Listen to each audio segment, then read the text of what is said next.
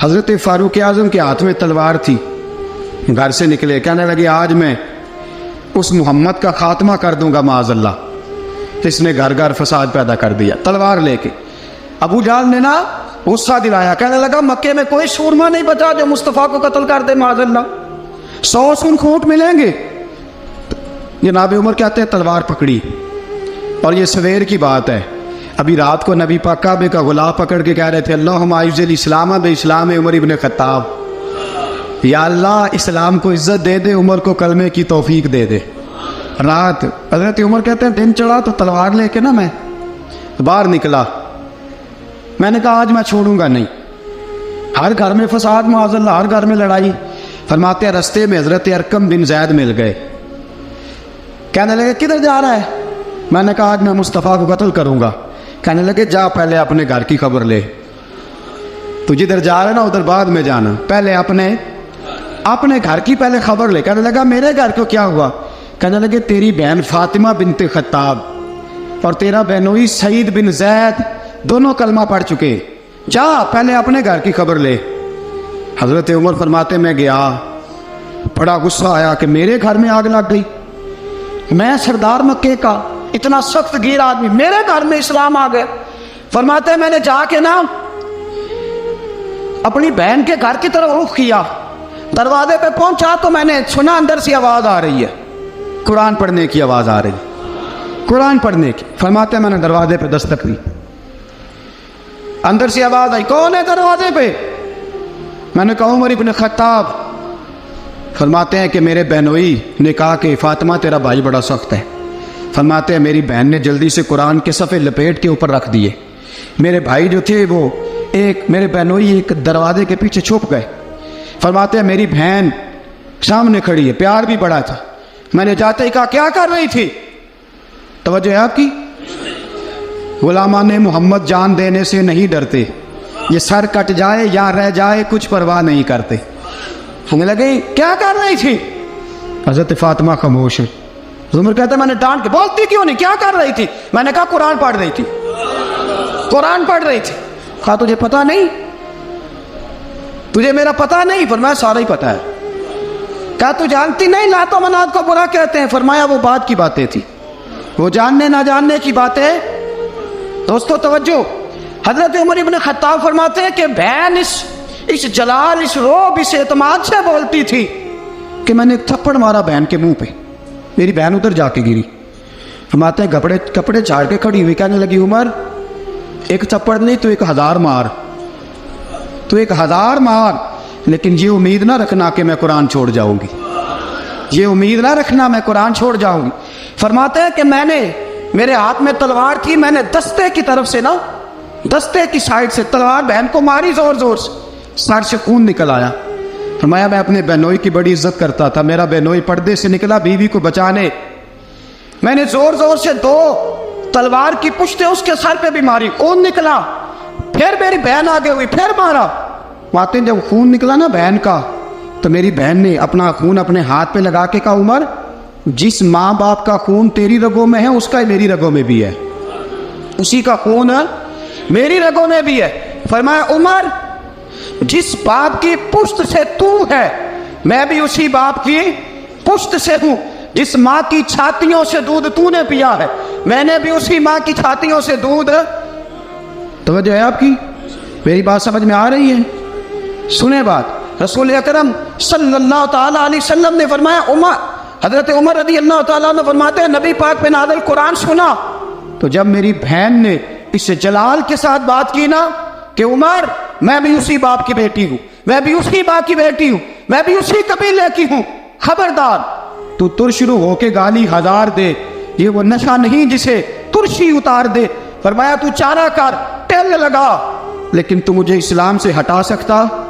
حضرت عمر فرماتے ہیں بہن کا جلال دیکھا تو میں ٹھنڈا ہو گیا، بہن کا جلال دیکھا تو میں نے کہا اچھا مجھے دکھاؤ کیا پڑھ رہی تھی، مجھے دکھاؤ ذرا کیا پڑھ رہی تھی۔ فرماتے ہیں میری بہن کہنے لگی تو کافر ہے، انما المشرکون نجس، جا پہلے وضو کر کے آ، جا غسل کر کے آ، جا پہلے نئے کپڑے دھلے ہوئے پہن کے آ، پہلے تیار ہو کے آ۔ حضرت عمر فرماتے ہیں میں تیار ہو کے آیا، میری بہن نے جھولی میں صفحے رکھے, قرآن پڑھے بہن, سنے بھائی, اللہ تقدیر بدل دیتا ہے. قرآن پڑھے بہن اور سنے بھائی.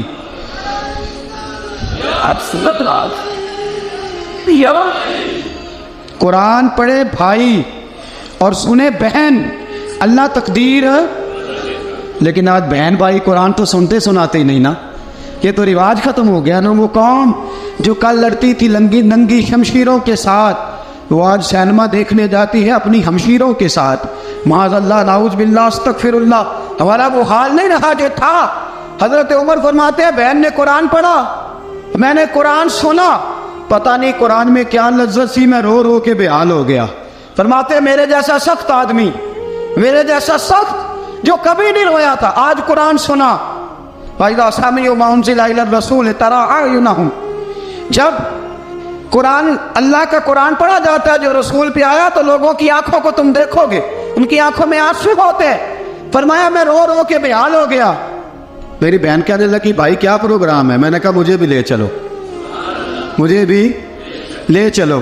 کہا چلو. فرمانے لگے ذرا ٹھہر جاؤ, میرے نا ہاتھ باندھو رسیوں کے ساتھ, نا میرے ہاتھ پیچھے میرے ہاتھ باندھ لو, گلے میں میری تلوار لٹکا لو. میں مارنے آیا تھا, اب میں مجرم بن کے جانا چاہتا ہوں, مجرم بن کے. اور ہمارے شیخ فرمایا کرتے تھے استاد گرامی, حضرت عمر فرمانے لگے مجھے مارتے مارتے لے کے جاؤ. میں چونکہ مارنے آیا تھا نا مجھے. اور ایک پنجابی کا شاعر کہتا ہے حضرت عمر نے کہا کروں آیا سا مار مقامنے نو, کروں آیا سا مار مقامنے نو, ان مینو مار دے لے چلو. متے عمر دی عمر برباد ہوئے جتھے عمر سوار دے لے چلو. کروں آیا سا مار مقابلے نو, ان مینو مار دے لے چلو. متے عمر دی عمر برباد ہوئے جتھے عمر سوار دے, متے عمر دی عمر برباد ہوئے جتھے عمر سوار دے. فرماتے جب پہنچے نا دار ارقم میں, تو دروازے پہ حضرت امیر حمزہ کھڑے تھے. حضرت امیر حمزہ, ایک شخص کہنے لگا حضرت امیر حمزہ سے عمر آ رہا ہے. فرمایا آنے دو. کہا حضور وہ تلوار بھی گلے میں لٹک رہی ہے. فرمایا آنے دو. وہ اگر عمر ہے تو میں بھی امیر حمزہ ہوں, وہ اگر عمر ہے تو انا اشہد اللہ و رسولہ, میں اللہ رسول کا شعر ہوں, آنے دو. کہا آپ کیا کریں گے؟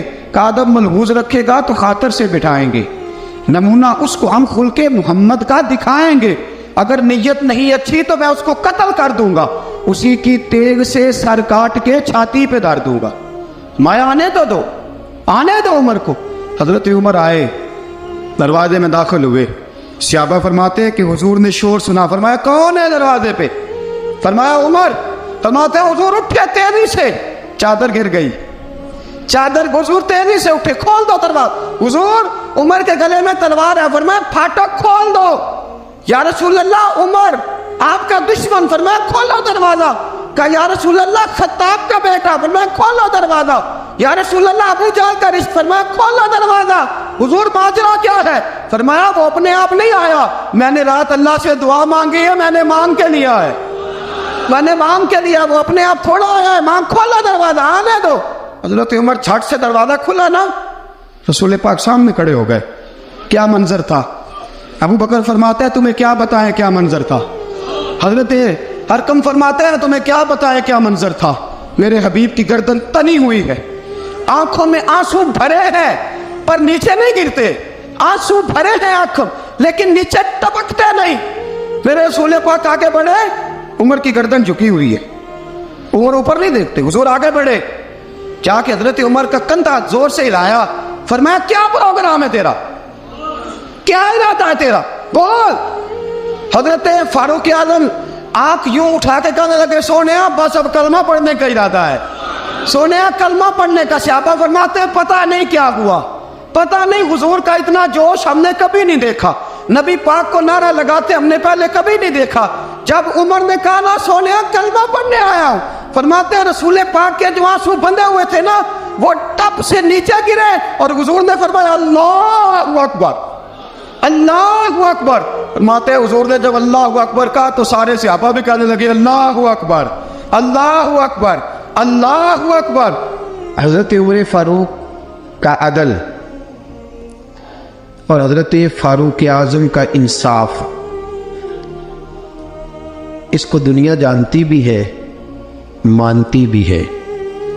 حضرت فاروق اعظم رضی اللہ تعالیٰ عنہ قاضیوں کا تقرر کرتے وقت سب سے زیادہ احتیاط کرتے تھے کہ بندہ کس قسم کا ہے، اس کا مزاج کیا ہے، معاشرے میں اس کا وقار کیسا ہے، اس حساب سے اس کو تقرر کرتے تھے قاضی کے لیے۔ اور کیا حال تھا، حضرت زید بن ثابت رضی اللہ تعالیٰ عنہ کو آپ نے قاضی مقرر کیا، بعد میں معزول کر دیا۔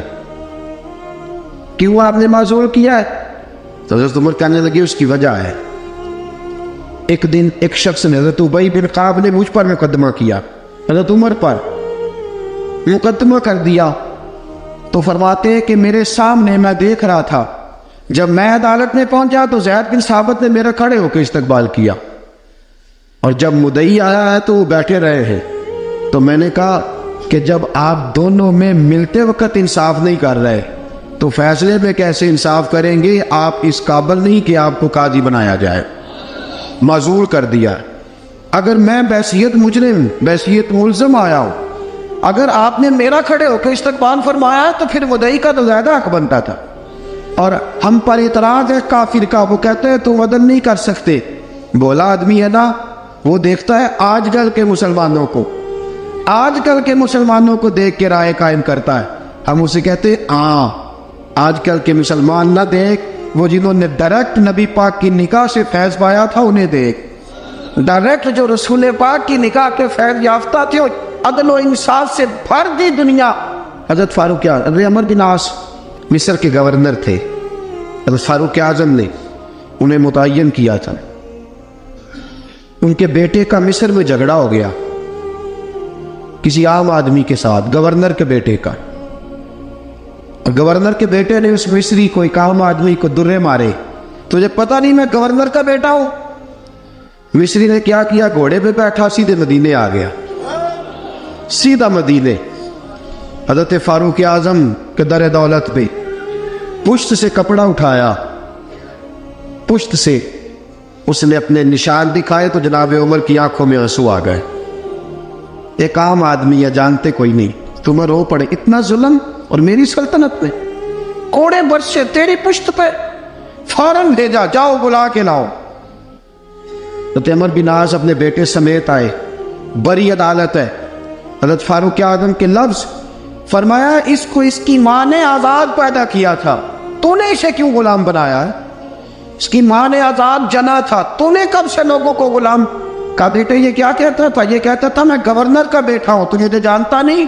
فرمایا اب یہ بڑی عدالت ہے، کوڑا پکڑ اور اس گورنر کے بیٹے کی پشت پہ برسا، اور اسے کہہ تو گورنر کا بیٹا ہے، میں محمد کا غلام ہوں صلی اللہ تعالی علیہ وسلم۔ اسے بتا، اسے اب بتلا کہ تو گورنر کا بیٹا ہے نا، میں نبی پاک کا غلام ہوں، اور جو مصطفیٰ کے غلام ہوتے ہیں وہ سارے برابر ہوا کرتے ہیں۔ حضرت فاروق اعظم کا عدل، جناب فاروق اعظم کا انصاف، جناب فاروق اعظم رضی اللہ تعالیٰ عنہ، روم کا ایلچی آیا نا حضرت عمر فاروق کے پاس، تو وہ کہتا ہے میں پیغام لے کے آیا اپنے بادشاہ کا، اور میں سفیر تھا، میں بڑے ملکوں میں گیا، بڑے بادشاہ دیکھے، بڑے امیر دیکھے۔ حضرت فاروق اعظم رضی اللہ تعالیٰ عنہ کے دربار مجھے بھیجا گیا، جب پہنچا تو میں نے مسلمانوں سے کہا تمہارے بادشاہ کا دربار کہاں ہے؟ انہوں نے کہا نہ ہمارا بادشاہ ہے نہ کوئی دربار ہے، نہ بادشاہ ہے نہ کوئی۔ اچھا تو پھر وہ کدھر بیٹھتے ہیں؟ کہا یا مسجد میں ملیں گے یا اپنے جھونپڑے میں ملیں گے۔ تو کہا تمہارا بادشاہ بھی کوئی نہیں؟ کہا بادشاہ نہیں، ہم مومن ہیں، ہمارا ایک امیر ہے جسے امیر المومنین کہا جاتا ہے۔ وہ شخص کہتا ہے میں مسجد گیا، میں نے کہا عمر کدھر ہے؟ انہوں نے کہا جی ابھی نکلے تھے، ادھر ہی ہوں گے۔ میں نے کہا یہ کیسا بادشاہ ہے؟ کوئی کہتا ادھر ہوں گے، کوئی کہتا ادھر ہوں گے۔ یہاں تو صوبائی وزیر صاحب سڑک سے گزرے تو سارے روڈ 3 گھنٹے بلاک رہتے ہیں، اور یہ کیا چکر ہے کہ لاکھوں مربع میل کا حکمران، کوئی کہتا اس گلی میں گیا، کوئی کہتا اس گلی میں گیا، یہ کیسا بادشاہ ہے؟ کدھر ہے عمر؟ انہوں نے کہا یہی تھا۔ دوسرے سے پوچھتا جو وہ باغ کی طرف گئے، باغ میں گئے تو وہ ایلچی کہتا ہے میں نے باغ والے سے پوچھا کہ یہاں تمہارا امیر کدھر ہے؟ انہوں نے کہا وہ درخت دیکھ رہے ہو؟ کہا حضرت دیکھ رہا ہوں۔ اس درخت کے نیچے وہ ایک شخص جو سویا ہوا ہے نا، مٹی کا ڈھیلا سرہانہ بنا کے، وہ درخت کے نیچے مٹی کے ڈھیلے کا سرہانہ بنا کے جو بندہ سویا ہے وہی ہمارا امیر ہے، وہ سامنے۔ حضرت سیدنا عمر فاروق کے پاس وہ بندہ جا کے کھڑا ہو گیا. وہ کہتا ہے کہ پسینہ گر گر کے نا مٹی کے ڈھیلے پہ گارا بنا رہا تھا. پسینہ گر گر کے مٹی کا ڈھیلا, وہ تر تھا. حضرت فاروق اعظم سو رہے تھے. کہنے لگا میں 20 اور درجنوں بادشاہوں کو دیکھ چکا تھا جن کی آنکھیں 10 گن. حضرت عمر کی آنکھ کھلی, طامت سے بیٹی اٹھ کے بیٹھ گئے. کدھر آیا ہے؟ کہنے لگا حضرت جی آیا تو کسی اور کام تھا, آیا تو کسی, لیکن اب کام کوئی اور بن گیا ہے. آپ نے فرمایا اب کیا کام بنا ہے؟ کہنے لگا میرا کام یہ بنا ہے کہ میرا بھی دل کیا میں بھی کلمہ پڑھوں اور نبی پاک کا غلام بن جائے. یہ کام بن گیا. اور ساتھیوں بس مدینے میں وہ دن بڑا عجیب تھا جب سیدنا فاروق اعظم کے بیٹے کا معاملہ آ گیا. آج 60 سال کا بوڑھا عمر ابو شامہ حضرت عمر کے صاحبزادے, یہودیوں نے سازش کر کے انہیں نبیذ پلا دی. نبیذ جائز تھی, نبیذ کیا کہ شراب پلا دی. پھر مقدمہ قائم ہوا. کہا اب پتہ چلتا ہے عمر کتنا عدل کرتا ہے. سیدنا فاروق اعظم کے پاس گواہ آئے. صاحبزادہ اندر کھانا کھا رہا تھا. فاروق اعظم نے گریبان سے پکڑا, کھینچ کے لائے. فرمایا ابو شامہ چل, تو نے شراب پی ہے, تجھے کوڑے مارے جائیں گے, تیرے لیے 180 کوڑوں کی سزا تیاری کر لے. ابو شامہ کہتے ہیں کہ ابا جی انہوں نے نبیذ کہی تھی, شراب پلا دی. فرمایا تو نے پی کیوں؟ تو نے پی کیوں؟ بڑے بزم میں بار شیر مسجد نبوی کا فاروق اعظم. اولاد تو بزدل کر دیتی ہے نا بندے کو, اولاد تو کمزور کر دیتی ہے. آج مدینے نے عجیب ماجرا دیکھا. حضرت فاروق اعظم کی زوجہ روتی ہوئی آئی, کہنے لگی حضرت جی میرا لخت جگر ہے, ایک ایک کوڑے کے بدلے پیدل حج کروں گی, ایک ایک کوڑے کے بدلے صدقہ اور خیرات کروں گی. میرا بیٹا غلطی کر بیٹھا ہے, یہ کام نہ کرے. آپ نے فرمایا تو مجھے کہتی ہے میں یہ کام نہ کروں؟ تیرے حج اور تیرے کوڑے کیا کرتے, تیرے حج اور صدقے کیا کرتے ہیں؟ کوڑے لگانا میرے مصطفیٰ کی شریعت کا قانون ہے. تو بیٹے کی بات کرتی ہے, عمر کا اپنا معاملہ بھی ہوتا تو عمر یہی سلوک کرتا. لوگوں نے کہا حضرت جی آپ تھوڑی دیر, ابھی ان کی والدہ پریشان ہے, گھر میں پریشانی ہے, ذرا ٹھہر جائے, کل پرسوں ترسوں سزا دے لیجیے گا. فرمایا تمہیں یاد نہیں جب مدینے کی ایک بی پی نے چوری کر لی تھی اور میرے مصطفیٰ کی بارگاہ میں کہا گیا تھا حضور ذرا ٹھہر جائے, سزا نہ دے, تو حضور نے فرمایا تھا اگر فاطمہ بھی چوری کرتی تو ہاتھ کاٹ دیتا. تمہیں یاد نہیں میں تیرے مصطفیٰ کے ٹکڑے کھانے والا ہوں, میں کیوں دیر کروں؟ اس نے گناہ کرنے میں دیر کی ہے جو سزا میں دیر کروں, برساؤ کوڑے. حضرت افلا نامی غلام, حضرت جی آپ کا لخت جگر ہے. فرمایا لخت جگر نہ دیکھ, مصطفیٰ کا قانون دیکھ. میرا بیٹا نہ دیکھ, مصطفیٰ کے قانون کا قیام ضروری ہے. اگر علی بیٹے کی قربانی دے سکتا ہے, اگر لوگ فاطمہ کے بیٹے کی قربانی یاد رکھیں گے تو تاریخ کبھی بھی عمر کے بیٹے کی قربانی نہیں بھولے گی. فرمایا غلطی سے ہو گیا یا جیسے بھی, اسے خیال کرنا چاہیے تھا. کوڑے لگاؤ. 80 کوڑے لگے تو بیٹے کی روح پرواز کر گئی. جب جوان بیٹا کسی کا, کوثر نیازی نے کہا تھا باپ کا جنازہ اٹھانا بڑا آسان پر بیٹوں کے جنازے اٹھانے بڑے مشکل ہیں. جب فاروق اعظم کا بیٹے کا انتقال ہوا, بیٹے نے آنکھیں کھولی, باپ کی طرف دیکھا تو سیدنا فاروق اعظم عدل و انصاف کا 2 آنسو آنکھوں میں آئے. کہ بیٹا حضور سے جا کے کہنا کہ عمر نے بیٹا نہیں دیکھا, کا تیرا قانون دیکھ, جا کے حضور سے میرا پیغام دینا. حضرت ابو شامہ رضی اللہ تعالیٰ عنہ وصال کر گئے. تاریخ کیسے کیسے منظر ازالت الخلفاء شاہ ولی اللہ کی بطور والا پیش کرو. حضرت ابو شامہ کا وصال ہو گیا, 20 کوڑے باقی تھے. لوگوں نے حضرت جی آپ کیا کرنا ہے؟ فرمایا اس کا جنازہ پڑھو, اسے قبر میں دفن کرو, باقی 20 کوڑے اس کی قبر پہ مارو, اس کی قبر پہ 20 کوڑے مارو. کا حضرت جی ایسا بھی ہوتا ہے؟